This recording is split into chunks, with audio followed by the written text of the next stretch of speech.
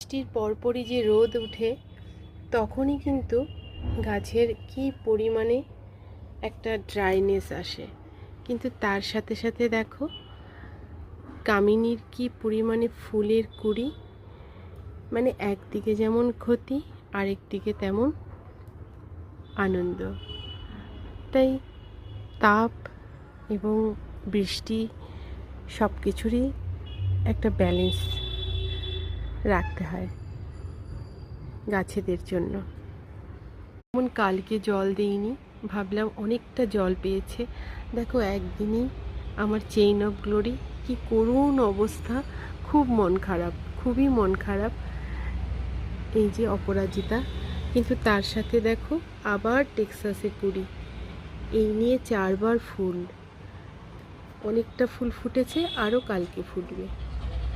তার সাথে এই যে স্টারমণি জুঁই, তারও কুড়ি এসছে। প্রকৃতির কাছে সত্যিই আমরা অসহায়। জল আর তাপ, তার সাথে দেখো আমার অগ্নিশিখা, অনেক দিন পরে এই ফুলটাকে দেখতে পেলাম।